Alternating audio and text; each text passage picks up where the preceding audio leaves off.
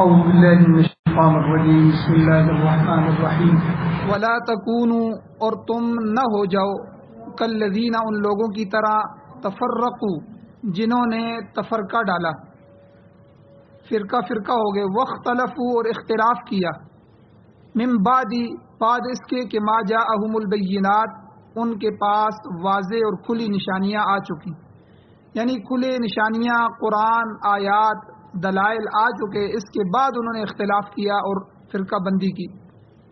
وَأُولَئِكَ لَهُمْ عَذَابٌ عَظِيمٌ اور یہی وہ لوگ ہیں کہ ان کے لیے بہت بڑا عذاب ہے۔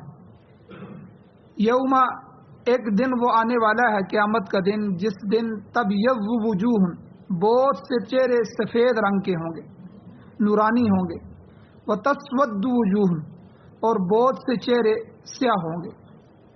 فَأَمَّا الَّذِينَ اسْوَدَّتْ وُجُوهُمْ پس وہ لوگ کہ جن کے چہرے سیاہ ہوں گے ان کو کہا جائے گا، اللہ ان کو کہیں گے اکفرتم بعد ایمانکم کیا تم نے اپنے ایمان کے بعد پھر کفر کر لیا تھا؟ فذوقوا العذاب پس اب عذاب کو چکھو، بما کنتم تکفرون بسبب اس کے جو تم کفر کرتے تھے، اپنے کفر کرنے کی وجہ سے آج کے عذاب کو تم چکھو۔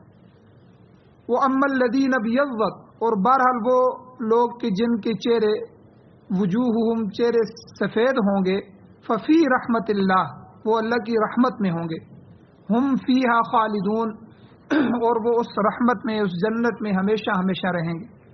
تلک آیات اللہ یہ اللہ کی آیتیں ہیں، نتلوہا علیک بالحق ہم ان کو تلاوت کرتے ہیں آپ پر حق کے ساتھ۔ وما اللہ یرید ظلما اور اللہ تعالیٰ نہیں ارادہ کرتے نہیں چاہتے ظلم کو، للعالمین جہان والوں کے لیے۔ وَلِلَّهِ مَا فِي السَّمَاوَاتِ وَمَا فِي الْأَرْضِ اور اللہ ہی کے لیے ہے جو کچھ آسمانوں میں ہے جو کچھ زمین میں ہے۔ وَإِلَى اللَّهِ تُرْجَعُ الْأُمُورُ اور اسی اللہ کی طرف تمام معاملات لٹائے جائیں گے۔ سورہ آل عمران کی آیت نمبر 105، 106، 107، 108 اور 109 یہ 5 آیتیں آج کے درس میں آپ کے سامنے تلاوت ہوئی ہیں۔ آپ نے ان کا ترجمہ سنا۔ سب سے پہلے ربط آیات ہے، ان آیتوں کا پچھلی آیتوں کے ساتھ ربط کیا ہے۔ گزشتہ دروس میں اللہ تعالیٰ نے اہل کتاب کی اطاعت سے ہمیں منع فرمایا، یہود و نصارہ کے پیچھے نہ چلو، جو کام انہوں نے کیے تم نہ کرو، ان کا حکم نہ مانو، ان کا طریقہ اختیار نہ کرو۔ اور ساتھ ہی اللہ تعالیٰ نے پچھلی آیات میں تقوی اختیار کرنے کا حکم فرمایا، اس پر تفصیلاً گفتگو ہو چکی ہے۔ اور ساتھ ہی اللہ نے فرمایا وَاعْتَصِمُوا بِحَبْلِ اللَّهِ اللہ کی رسی کو مضبوطی سے پکڑ رکھو، یعنی قرآن حکیم کو، قرآن مجید کو مضبوطی سے پکڑنے کی تلقین اللہ نے فرمائی۔ اور اس کے بعد ابھی پچھلی آیات جو گزری ہیں وَلْتَكُمْ مِنْكُمْ أُمَّةٌ کہ تم میں ایک ایسی جماعت ہو یدعون الی الخیر جو خیر کی طرف دعوت دیتی رہے اور امر بالمعروف اور نہی عن المنکر کرتی رہے۔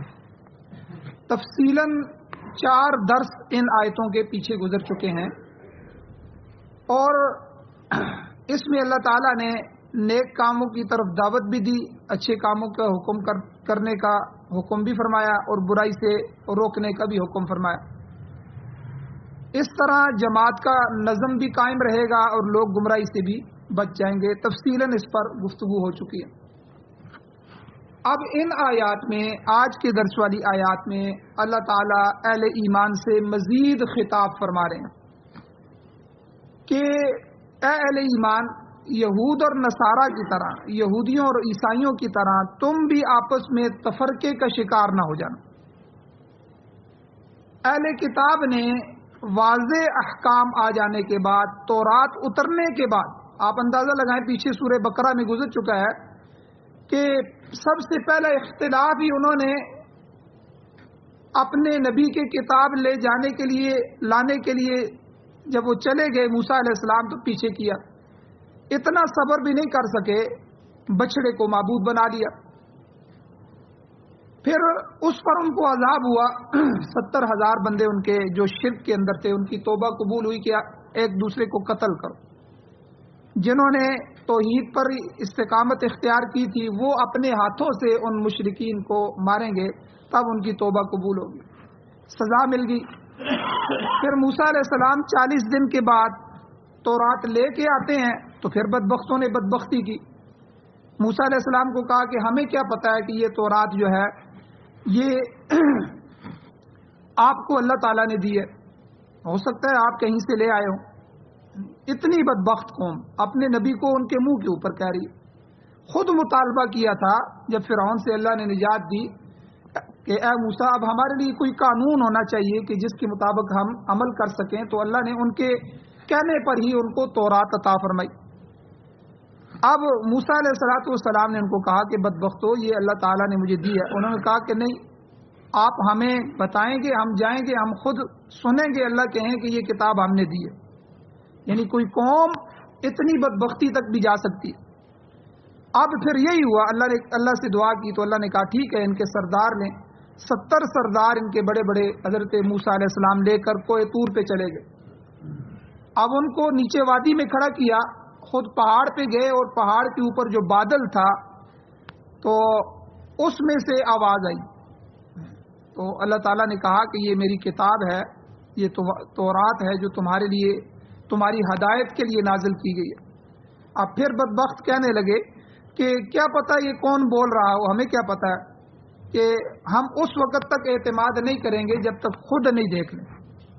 فَأَخَذَتْكُمُ الصَّاعِقَةُ, قرآن کہتا ہے کہ تو قرآن کے ان کو سخت چیخ نے, سخت عذاب نے ان کو پکڑ لیا اور وہیں ڈھیر ہو گئے, مر گئے. اب موسیٰ علیہ السلام نے دعا کی کہ اللہ قوم کیا کہے گی کہ ہمارے سردار لے کے گئے. پھر ان کی دعا پر ان کو زندہ کیا گیا. اب قوم میں آ گئے, قوم میں آ کے انہوں نے پھر بتایا کہ واقعی اللہ تعالیٰ نے یہ کتاب دی ہے اور اللہ نے حکم دیا ہے کہ اس پر عمل کرو. اب پھر آگے جا کے 7ویں سپارے میں بھی آتا ہے, پیچھے بھی درس میں گزرا ہے, پھر بدبختی کی. انہوں نے موسیٰ علیہ السلام کو کہا کہ اس کے احکام تو بڑے سخت ہیں, تو اب ہم اس طرح کریں گے جو آسان عمل ہوں گے اس پر عمل کریں گے, جو حکم آسان ہے, جو مشکل ہے وہ ہمارے بس میں نہیں ہے.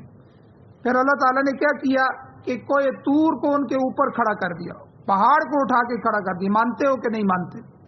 یعنی اتنی بدبخت قومیں گزری ہیں جنہوں نے اپنے انبیاء کے بعد میں, نبی گزرنے کے بعد جو انہوں نے اپنی کتابوں کے ساتھ حشر کیا, اپنے اندر جو تفرقے ڈالے وہ تو بہت ہی زیادہ تھے, لیکن نبی کی موجودگی میں یہ حشر ہو رہا ہے. تو اللہ تعالیٰ ان آیات میں اہل ایمان سے خطاب فرما کے کہہ رہے ہیں کہ یہود و نصارہ کی طرح تم بھی آپس میں تفرقے کا شکار نہ ہونا, کیونکہ انہوں نے بھی واضح احکام آ جانے کے باوجود صرف اپنی نفسانی خواہشات کی تکمیل کے لیے تفرقہ ڈالا.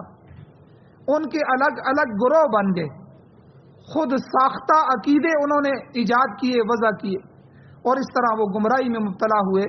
اے اہل ایمان تم ایسا نہ کرنا, چنانچہ اللہ تعالیٰ ارشاد فرماتے ہیں وَلَا تَكُونُوا, اے ایمان والو تم نہ ہو جانا کالذین, ان لوگوں کی طرح, یعنی ان یہود اور نصارہ کی طرح, ان پہلی امتوں کی طرح, تفرقوا, جنہوں نے فرقہ فرقہ کر دیا, تفرقہ ڈالا, واختلفوا, اور انہوں نے اختلاف کیا اور گروہوں میں بٹ گئے, من بعد ما جاءہم البینات, واضح احکام اور دلائل آ جانے کے بعد.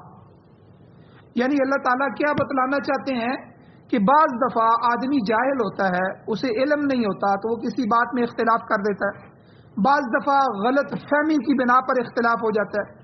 اللہ کہتے ہیں یہ اختلاف نہ انہوں نے جہالت کی وجہ سے کیا, نہ کم علمی کی وجہ سے کیا, نہ جو ہے اسی طرح غلط فہمی کی وجہ سے کیا, بلکہ من بعد ما جاءہم البینات, تورات اتر گئی, کتاب آ گئی, واضح احکام مل گئے, اور اس کے باوجود انہوں نے احکام سے اختلاف کیا, فرقہ فرقہ بن گئے. تو کیا مطلب کہ انہوں نے اپنی خواہشات نفسانیہ کی تکمیل کے لیے دیدہ اور دانستہ جان بوجھ کر اختلاف کا راستہ اختیار کیا, جس کا نتیجہ کیا ہوا؟ اللہ کہتے ہیں وَأُولَئِكَ لَهُمْ عَذَابٌ عَظِيمٌ, یہ ایسے لوگ ہیں کہ اللہ کے نزدیک ان کے لیے یہ بڑے عذاب کے مستحق ہیں, ان کے لیے بہت بڑا عذاب اللہ نے تیار کیا. اب یہاں کچھ مفسرین اکرام کی تفسیریں میں آپ کے سامنے پیش کرنا چاہتا ہوں.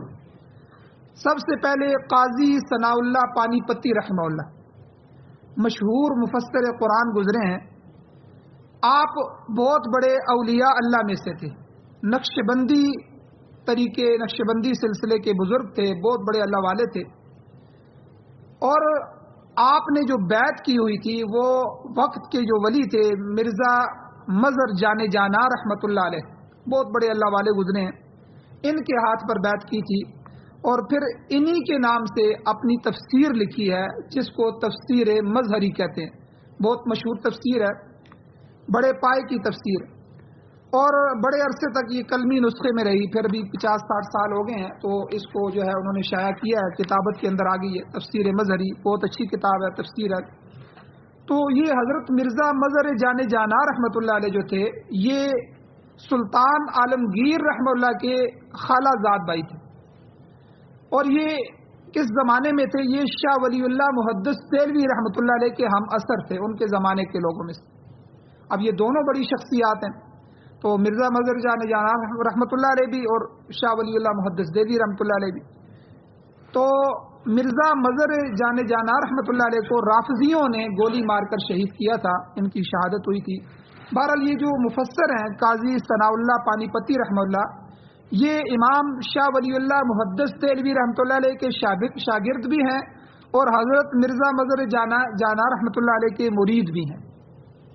تو یہ اپنی تفسیر میں اس آیت کے متعلق لکھتے ہیں، اور بعض دیگر مفسرین بھی فرماتے ہیں کہ نمبر 1، جس اختلاف کی یہاں ممانعت کی گئی ہے وہ اصول دین کا اختلاف، کیونکہ قطعی اصولوں میں اختلاف کرنا یہ بالکل جائز نہیں، ایسے اختلاف سے ایمان چلا جائے گا، عقیدہ بگڑ جائے گا، دین خراب ہو جائے گا، انسان گمراہ ہو جائے گا۔ تو اصول دین میں کسی نے بھی آج تک اختلاف نہیں کیا، اصول ایک ہی ہیں۔ اصول دین کیا ہے؟ مثال کے طور پر توحید میں جو اختلاف کرے گا وہ نکل جائے گا، ایمان چلا جائے گا۔ ظاہر بات ہے توحید کے مقابلے میں شرک ہے، شرک کا ایک شائبہ بھی ہوا تو اللہ معاف نہیں کرتا، تو مشرک کے لیے معافی نہیں ہے۔ تو اس لیے رسالت ہے، رسالت میں خود حضور صلی اللہ علیہ وسلم کی رسالت کو تسلیم کرنا، حضور کے بعد کسی اور نبی کو تسلیم نہ کرنا۔ اب مرزائی جتنے ہیں اپنے آپ کو قادیانی مسلمان کہتے ہیں، زبردستی مسجدیں بنانا چاہتے ہیں اور زبردستی ان کے مینارے اور ہماری طرح آنا چاہتے ہیں، حالانکہ ان کا عقیدہ ہے کہ مرزا قادیانی حضور کے بعد نبی تھا، نعوذ باللہ۔ اب اتنا اصول دین کا اختلاف کر کے اپنے آپ کو مسلمان کس طرح کہتے؟ تو رسالت جو ہے یہ ضروریات دین میں سے ہے، اصولیات دین میں سے ہے۔ تو اب کسی ادنا رسول کی توہین کرنا یہ بھی آدمی کو کفر میں داخل کرتا ہے۔ حضرت عیسیٰ علیہ السلام ہو، موسیٰ علیہ السلام ہو، حضرت سیدنا ابراہیم علیہ السلام ہو، کوئی بھی نبی ہو، کسی نبی کی جو ہے توہین کرنا، ان کو نہ ماننا، یہ بھی ایمان کو، یہ اصولیات دین میں سے ہیں یہ ساری چیزیں۔ جس طرح ایمان مفصل ہے، ایمان مجمل ہے، تو اس میں ہم کہتے ہیں آمنت باللہ وملائکتہ وکتبہ ورسلہ والیوم الآخر والقدر خیرہ وشرہ من اللہ تعالی والبعث بعد الموت۔ یہ 7-8 چیزیں جو ذکر کی گئی ہیں یہ اصول دین میں سے ہیں، ان میں بندہ کسی چیز میں اختلاف نہیں کر سکتا، تو یہ اختلاف تو بالکل جائز نہیں۔ تو اسی طرح جو چیزیں ضروریات دین میں سے ہیں، جو مسائل، ان مسائل میں بھی وہ بھی اصول دین کی طرح ہیں، ان میں بھی اختلاف نہیں کر سکتے، وہ عقیدے ہیں۔ مثلا اللہ تعالیٰ نے حضرت عیسیٰ علیہ السلام کو زندہ آسمانوں پر اٹھا لیا، اور قرب قیامت میں حضرت عیسیٰ علیہ السلام دوبارہ اس امت میں آئیں گے اور حضور کی امتی بن کے آئیں گے، اس امت کی قیادت کریں گے، اور آپ کی قیادت میں جہاد کیا جائے گا، اور وہ دجال کے خلاف ہوگا، اور حضرت عیسیٰ علیہ السلام اپنے ہاتھوں سے دجال کو قتل کریں گے۔ اب یہ جو ہمارا عقیدہ ہے، یہ ہمارا عقیدہ بنیادی عقیدوں میں سے ہے۔ اب مرزائیوں کا اس کے الگ عقیدہ ہے، اور اسی طرح کفار کا، عیسائیوں کا اور عقیدہ ہے، یہودیوں کا اور عقیدہ ہے۔ تو اب ان اصولیات دین میں کسی کو اجازت نہیں ہے کہ وہ توحید میں، رسالت میں یا ان بنیادی چیزوں میں اختلاف کرے۔ اسی طرح قیامت کے مسائل ہیں، قیامت یہ توحید، رسالت اور قیامت یہ ہر کتاب میں اور ہر نبی کا موضوع رہا ہے کہ توحید کی دعوت دینا، رسالت کا پیغام پہنچانا کہ میں اللہ کا نبی ہوں، تمہاری طرف بھیجا گیا ہوں، مجھ پر وحی آتی ہے، اللہ تعالیٰ کا میرے ساتھ رابطہ ہے وحی کے ذریعے، فرشتے کے ذریعے، اور یہ جو احکام آ رہے ہیں یہ اللہ نے بھیجے ہیں، تم میری بات کو مان لو، کامیاب ہو جاؤ، یہ رسالت ہے۔ اور توحید کہ اللہ کے علاوہ کوئی حاجت روا نہیں، کوئی مشکل کشا نہیں، کوئی بگڑی بنانے والا نہیں، کوئی ذات ایسی نہیں کہ جو تمہاری حاجتیں پوری کر سکے۔ تمہیں ہر در کو چھوڑ کے اللہ کے در پہ آنا ہو، اس اکیلے اللہ کو مان لو، اس اکیلے اللہ کی عبادت کرو، اس اکیلے اللہ سے اپنی حاجتیں سامنے رکھو، اسی سے امیدیں لگاؤ، اسی کی محتاجگی میں آ جاؤ۔ اور اسی طرح قیامت ایک دن ضرور آنے والا ہے جس دن احتساب کا دن ہوگا، مالک یوم الدین، اللہ نے کہا جزا کا دن، بدلے کا دن ہوگا۔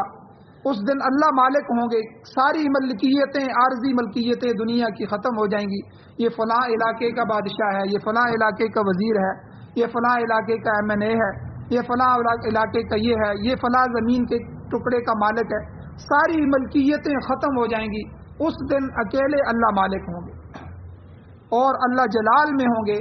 اللہ پوچھیں گے کہ لمن الملک اليوم، آج کے دن کس کی بادشاہ؟ کہاں ہیں وہ بڑے بڑے مالک جو کہتے تھے ہم مالک ہیں؟ آج کوئی مالک ہے؟ آئے میرے سامنے۔ للہ الواحد القہار، جب جواب نہیں آئے گا اللہ خود کہیں گے آج اس واحد اور قہار ذات اللہ کی بادشاہی۔ اور وہ جزا کا دن، قیامت کا دن آنے والا ہے، اللہ حشر قائم فرمائیں گے، اس میں احتساب ہوگا، بڑا سخت دن ہوگا، اور اس کی سختیاں، اس کی جو تکلیفیں، شدت، وہ احادیث میں بیان کی گئی ہیں۔ تو بہرحال یہ بنیادی اور اصولی جو ہے وہ بنیادی اور اصولی مسائل اور ضروریات میں سے ہیں، ان میں اختلاف انسان کو گمراہی میں پہنچا دیتا ہے۔ دوسرا نمبر 2، اصول سے ہٹ کر فروعات میں اختلاف۔ فروعات میں اختلاف جائز ہے، لیکن اس میں کچھ شرائط ہیں۔ پہلی شرط یہ ہے کہ ہر بندہ اس میں اختلاف نہیں کر سکتا۔ اہل علم اختلاف کر سکتے ہیں، اہل علم میں سے بھی ہر بندہ نہیں کر سکتا۔ مجتہدین جو ہے پہلے زمانے میں گزرے ہیں، جو 12-14 تھے، ان میں سے 4 کا مسلک پوری دنیا میں شائع ہو چکا ہے، امام اعظم ابو حنیفہ رحمہ اللہ، امام شافعی، امام مالک، امام احمد بن حنبل رحمہ اللہ۔ تو اجتہادی مسائل میں سے ہر بندہ، آپ دیکھیں بڑے بڑے لوگ اس دنیا میں گزرے ہیں، بڑے بڑے اہل علم گزرے ہیں، تو حضرت شاہ ولی اللہ محدث دہلوی رحمہ اللہ جیسے لوگ گزرے ہیں، اور حضرت انور شاہ کاشمیری رحمہ اللہ جیسے گزرے ہیں، لیکن ان میں سے سارے مقلد ہوئے ہیں، مجتہد کوئی نہیں ہوا۔ حالانکہ وہ اجتہاد کر سکتے تھے، لیکن وہ اپنے آپ کو اس قابل نہیں سمجھتے تھے، تو اس لیے یہ مجتہد کا درجہ یہ ہر بندے کا نہیں ہو سکتا کہ وہ قرآن و سنت کے اندر غرق ہو جائے، ڈوب جائے اور وہاں سے مسائل کا حل نکال کے لائے۔ اجتہاد اسے کہتے ہیں کہ اس میں جو ہے باریکی کے ساتھ ہر مسئلے کو اس سے حل کرے۔ جیسے پچھلے دنوں میں نے کہا تھا کہ جو مسائل حضور علیہ الصلوۃ والسلام کے زمانے میں پیش نہیں آئے، قرآن و سنت میں موجود بھی نہیں ہیں، جیسے آپریشن کرنا، ایک آدمی کا خون دوسرے آدمی کو لگانا، یہ شرم جائز ہے کہ نہیں جائز، یہ حضور کے زمانے میں چیزیں نہیں تھیں۔ اسی طرح نشوں میں سے جو نشے تھے وہ 3-4 نشے تھے، باقی یہ پاؤڈر، چرس، سگریٹ، نسوار، یہ پان اور یہ شیشہ اور یہ فلاں اور فلاں، یہ نشے تو حضور کے زمانے میں نہیں تھے۔ ظاہر بات ہے ان کو حکم اجتہادی ہوگا، ان کو قرآن و سنت کو سامنے رکھ کے اس میں سے ان کو حل کرنا ہوگا۔ اور اسی طرح اور بے شمار مسائل ہیں، جدید جتنے بھی بازار کے اندر معاملات چل رہے ہیں، کاروبار کے مسائل آ رہے ہیں سامنے، قسطوں پہ کاروبار ہے، فلاں بولی کی کمیٹی ہے، فلاں کی کمیٹی ہے، اور یہ ہے اور وہ ہے، جتنی چیزیں نئی آ رہی ہیں اور قیامت تک آتی رہیں گی، مجتہدین علماء اس کو قرآن و سنت کی روشنی میں حل فرماتے رہیں۔ تو اسی طرح میں نے ایک مسئلہ سمجھانے کے لیے دوبارہ عرض کر دیتا ہوں، پچھلے دنوں میں نے بیان کیا تھا کہ اجتہاد کیوں ضروری ہے۔ اب ایک مسئلہ پیش آیا فقہا کے سامنے کہ یہ جو رمضان کا روزہ ہو یا کوئی بھی روزہ ہو، روزے کی حالت میں ٹیکا لگانا، بوتل لگانا، ٹھیک ہے، گلوکوز چڑھانا یا جو ہے گوشت میں ٹیکا لگانا، رگ کا ٹیکا لگانا، اس سے روزہ ٹوٹتا ہے کہ نہیں ٹوٹتا؟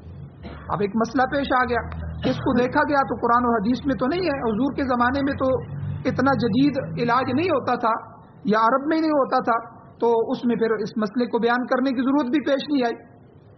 اب فقہا نے وہاں سے کوئی واقعہ تلاش کیا، کوئی ایسا واقعہ ہمیں مل جائے جس سے یہ مسئلہ حل ہو، تو ایک واقعہ امام اعظم ابو حنیفہ رحمہ اللہ کو مل گیا۔ وہ واقعہ کیا تھا کہ حضور کے زمانے میں ایک صحابی کو سانپ نے کاٹ لیا۔ اب سانپ جب کاٹتا ہے تو وہ اپنا زہر گوشت میں چھوڑتا ہے یا رگوں میں چھوڑتا ہے؟ ظاہر بات ہے وہ اپنے دانت دباتا ہے، اور جو زہر ہوتا ہے وہ گوشت میں اندر داخل ہوتا ہے یا رگوں میں چلا جاتا ہے۔ تو اب یہ بالکل ٹیکے کی طرح تھا۔ اب فقہا نے دیکھا کہ حضور علیہ الصلوۃ والسلام کے سامنے جب اس صحابی کو پیش کیا گیا تو حضور نے ان کے روزے کو برقرار رکھا، یہ نہیں فرمایا کہ آپ کا روزہ ٹوٹ گیا۔ تو اب فقہا نے اس سے مسئلے کو حل کر لیا، بے شمار مسائل حل ہو گئے۔ اب انہوں نے کہا کہ منفذ اصلی، یعنی منفذ اصلی یہ ہے کہ منہ کی طرف سے یا جو ہے شرمگاہ کی طرف سے کوئی دوائی چڑھائی جائے یا کھائی جائے جو جوف دان میں، پیٹ میں جو ہے وہ ان راستوں سے پہنچے گی، اس سے روزہ ٹوٹ جائے گا۔ اس کے علاوہ جتنے بھی راستے ہیں ان راستوں سے اگر کوئی چیز اندر داخل کی جائے جسم میں، اس سے روزہ نہیں ٹوٹے گا۔ دیکھیں کتنے بڑا اصول انہوں نے اس سے نکال لیا۔ اب اس سے بے شمار مسائل حل ہو گئے۔ تو یہ فروعات کا اختلاف ہے۔ پھر آگے جا کے اس میں ائمہ کا آپس میں بھی اختلاف ہو جاتا ہے۔ تو اس میں پہلی شرط یہ ہے کہ فروعات میں جب اختلاف ہو اس میں نفسانی خواہشات نہیں ہو، نفسانی خواہشات کے مطابق۔ اسی لیے یاد رکھیں یہ جو ہمارے حضرات کہتے ہیں نا 4 اماموں میں سے ایک کی تقلید واجب ہے، 4 امام ہیں ان میں سے کسی ایک کی بات کو مانو، پھر اس کو ساری کو مانو۔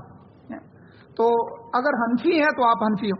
اب کئی لوگ کہتے ہیں مثال کے طور پر اب خون نکلا، خون نکلنے سے وضو ٹوٹ جاتا ہے، ہمارے ہاں وضو ٹوٹ جاتا ہے، امام شافعی رحمہ اللہ کے نزدیک وضو نہیں ٹوٹتا۔ اب ایک بندہ اپنی نفسانی خواہشات پہ عمل کرے کہ اس میں جو ہے وضو ٹوٹ جاتا ہے، چلو جی میں اس میں جو ہے امام اعظم ابو حنیفہ رحمہ اللہ کے مسئلے پہ عمل کرتا ہوں، میرا وضو نہیں ٹوٹتا۔ تو اسی طرح دوسرا مسئلہ دیکھیں، شرمگاہ کو ہاتھ لگانے سے امام شافعی رحمہ اللہ کے نزدیک وضو ٹوٹ جاتا ہے، امام صاحب کے ہاں نہیں ٹوٹتا۔ اب اس مسئلے میں وہ اس طرف آ جائے، اس مسئلے میں اس طرف چلا جائے، یہ تو نفسانی خواہشات کو، دین سارا تباہ ہو جائے گا۔ اس لیے علماء نے، فقہا نے کہا کہ پھر آپ جو ہے اگر تقلید کرتے ہیں تو پھر کسی ایک امام کی تقلید کرنی ہوگی، ورنہ آپ چن چن کے ادھر ادھر منہ نہیں مار سکتے، کیونکہ اس سے آپ کی نفسانی خواہشات پوری ہوں گی، آپ اپنی خواہش کے مطابق دین کو بنا دیں۔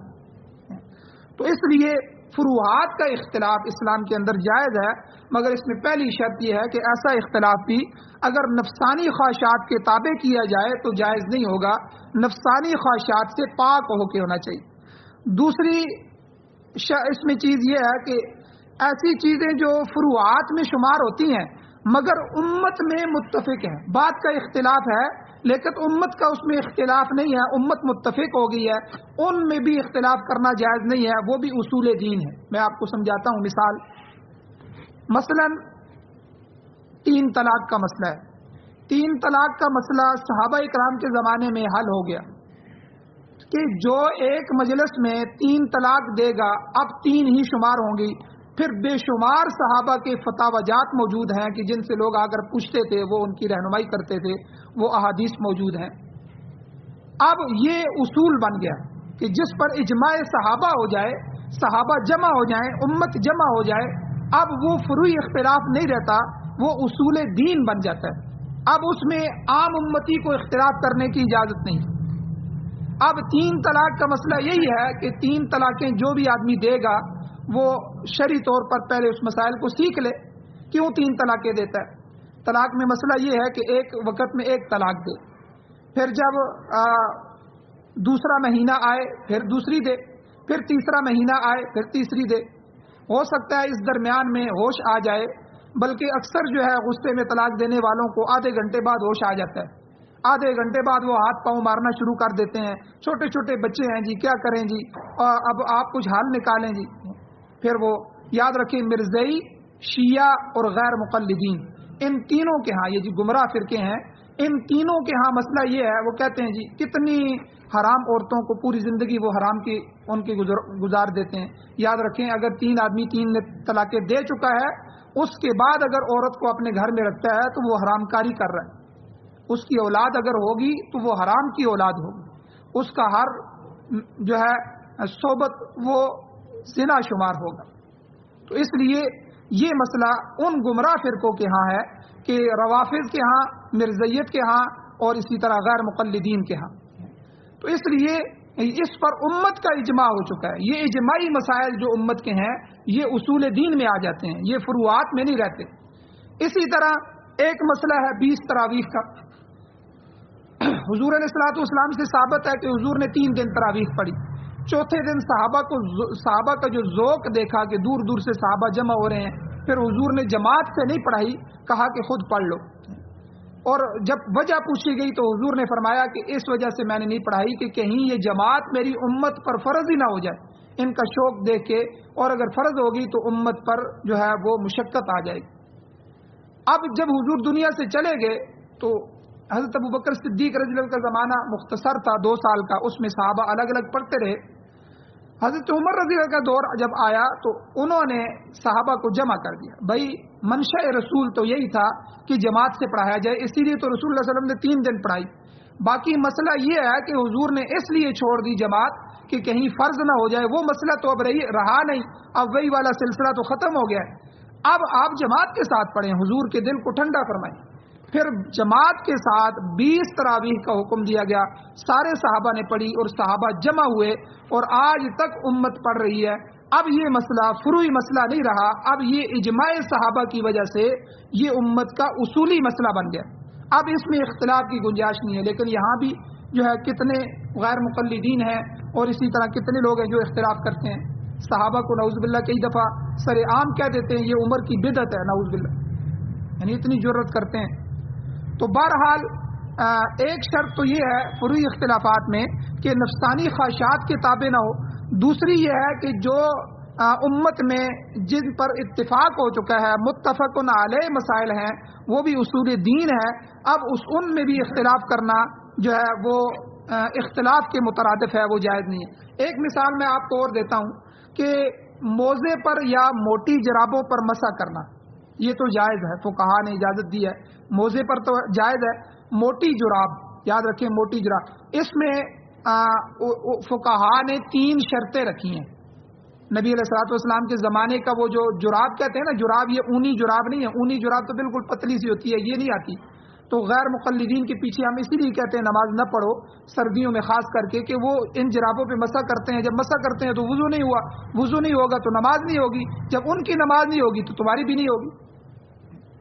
اس طرح فقہا نے 16-17 مسائل بیان فرمائے ہیں کہ جن کی وجہ سے ان کے پیچھے نماز بالکل جائز نہیں ہے، کیونکہ نماز ہوگی نہیں۔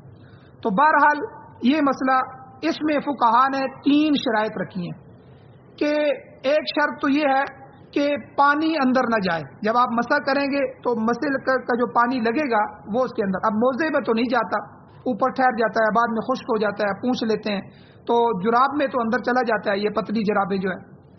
تو اس دوسری شرط کہ اگر ان سے 2-3 میل جوتی کے بغیر چلا جائے تو وہ نہ پھٹے، وہ پھٹنی نہیں چاہیے، یعنی اتنی سخین ہو، اتنی موٹی ہو کہ جو ہے وہ پھٹ نہ سکے۔ تیسری چیز کہ وہ خود بخود کھڑی ہو سکے، یعنی اس کا موٹاپا، اس کا جو بنائی ہے وہ اتنی موٹی ہو کہ وہ خود بخود کھڑی ہو سکے، اس کو کسی سہارے کی ضرورت نہ۔ اب موزہ جو ہے یہ خود بخود کھڑا ہو سکتا ہے، اس کی اپنی ایک جو ہے طاقت ہوتی ہے، اب اونی جراب ہوتی ہے اس میں تو یہ طاقت نہیں ہوتی۔ تو یہ 3 شرطیں فقہا نے۔ تو اب فوجی جرابیں جو ہوتی ہیں وہ کافی موٹی ہوتی ہیں، اور فوجیوں میں سے بھی وہ جو گلیشیئر میں یا سخت جو -20-30 ڈگری پہ جا کر اوپر چوکیوں میں پہرا دے رہے ہوتے ہیں، ان کی جرابیں جو بنائی جاتی ہیں وہ انتہائی موٹی ہوتی ہیں۔ اب وہ ان میں یہ 3 شرائط پائی جاتی ہیں۔ اس طرح کی اگر کوئی جراب ہو جو اس موزے کا مقابلہ کر سکے یا اس میں 3 ہو تو اس میں تو جائز ہے، لیکن یہ عام ہمارے بازاروں میں جو ملنے والی جرابیں ہیں ان میں سے کسی میں یہ شرط نہیں پائی جاتی۔ تو بہرحال یہاں مسئلہ یہ بیان کر رہا تھا کہ سلف صالحین اس پر متفق ہیں کہ موزے پر یا انتہائی موٹی جراب پر جن پر یہ 3 شرائط پائی جائیں ان پر مسح کرنا جائز ہے، لیکن خالی پاؤں پر مسح کرنا جائز نہیں ہے۔ خالی پاؤں پر نہ تو یہ رسول اللہ صلی اللہ علیہ وسلم سے ثابت ہے، نہ ہی صحابہ اکرام سے ثابت ہے، نہ ہی امت میں سے کسی ایک امتی نے اس کو جو ہے اختیار کیا، خالی پاؤں پہ مسح کرنا۔ اب دیکھیں اس متفقہ مسئلے کے خلاف روافض یعنی شیعہ کے ہاں ننگے پاؤں پر مسا کرتے ہیں.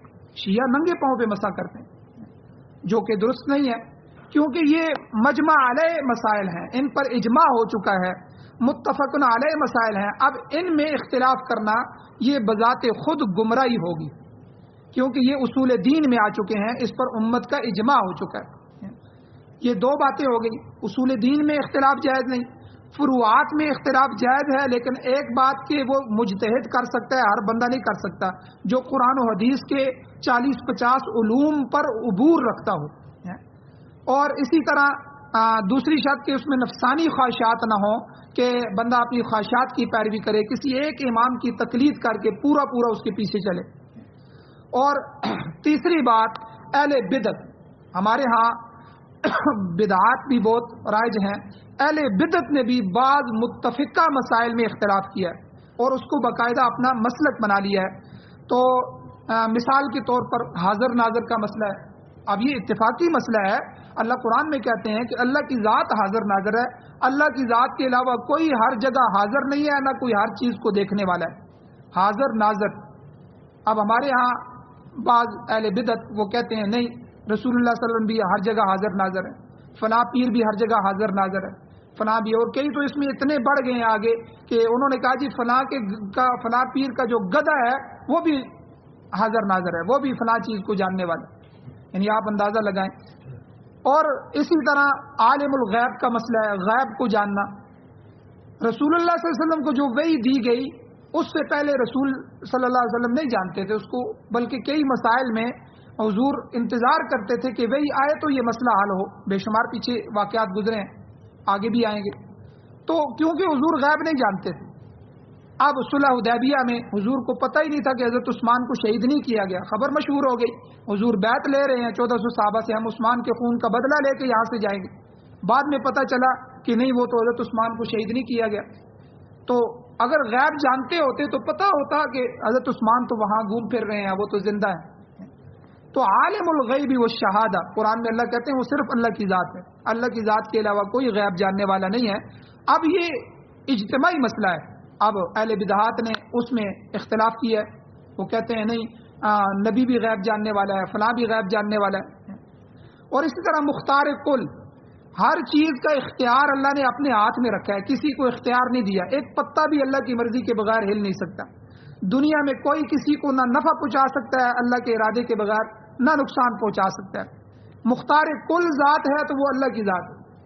اب اہل بدعت کہتے ہیں نہیں, مختار کل حضور بھی ہے, اللہ نے حضور کو اختیار دیا تھا, وہ یہ بھی کر سکتے ہیں, وہ بھی کر سکتے ہیں. کئی پیروں کے بارے میں ان کا عقیدہ ہے کہ وہ ہمیں جہنم سے نکال کے چھڑا کے لے آئیں گے.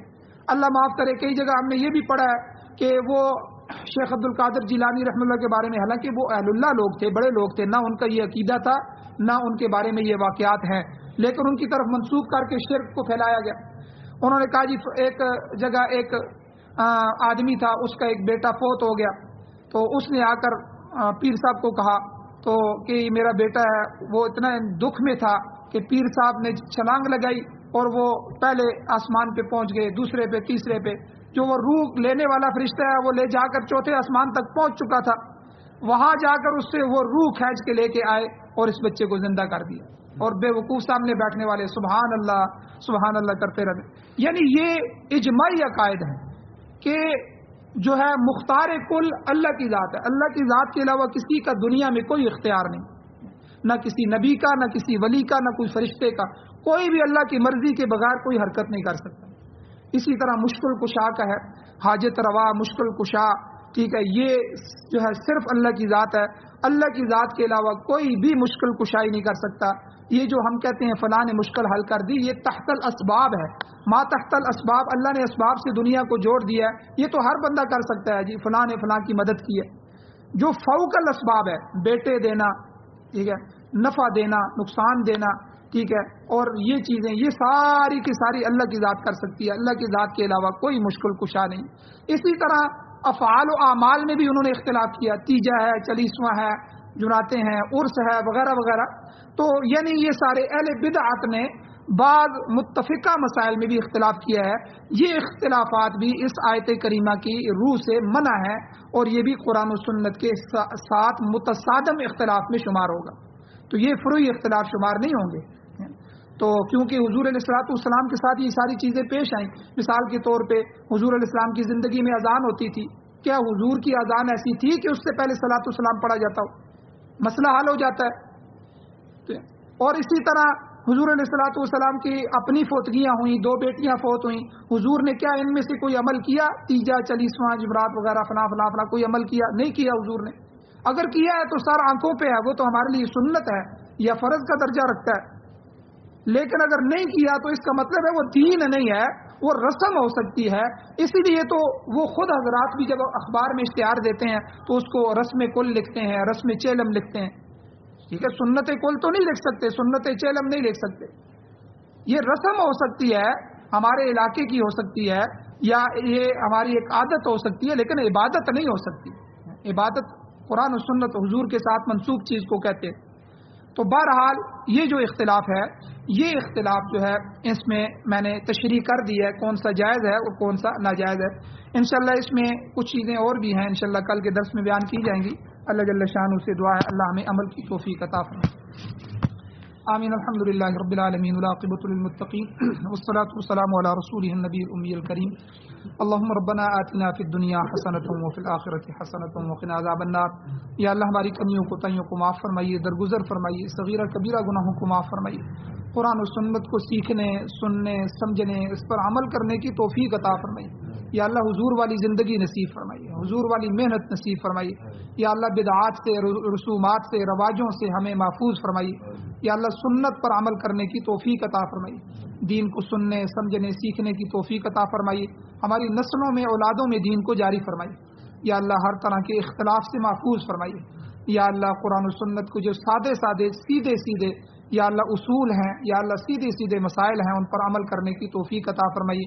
یا اللہ قرآن و سنت کو ہمارے پاکستان کے اندر اور پوری دنیا میں بطور آئین، بطور دستور، بطور ضابطۂ حیات ہمارے مقدر فرمائیے۔ یا اللہ جو بیمار ہیں ان کو شفا عطا فرمائیے، جو ایمان کی حالت سے اس دنیا سے جا چکے ہیں یا اللہ ان سب کی بخشش فرمائیے، بلند درجات عطا فرمائیے۔ یا اللہ پوری دنیا میں جہاں جہاں دین کے لیے جتنے شعبوں میں محنت ہو رہی ہے، تعلیم و تعلم ہے، یا اللہ ختم نبوت کی حفاظت کے لیے، یا اللہ ناموس صحابہ ہے، ناموس رسالت کے لیے، یا اللہ دعوت و تبلیغ ہے، یا اللہ اسی طرح جہاد ہے، یا اللہ ان تمام شعبوں کی حفاظت فرمائیے۔ یا اللہ ان میں جتنے بھی افراد کام کر رہے ہیں ان کی زندگیوں میں برکتیں عطا فرمائیے۔ یا اللہ یہ سارے شعبے والے ایک دوسرے کے لیے فرض کفایہ ادا کر رہے ہیں، یا اللہ آپس میں پیار، محبتیں، اتفاق نصیب فرمائیے۔ یا اللہ دل جمی سے ہر ایک کو اپنے اپنے شعبہ جات میں کام کرنے کی توفیق نصیب فرمائیے۔ پوری دنیا میں یا اللہ دین کو غالب فرمائیے، اپنے دین کا غلبہ نصیب فرمائیے۔ صلی اللہ تعالی علی خیر خلقہ محمد وآلہ وصحبہ اجمعین برحمتک یا ارحم الراحمین۔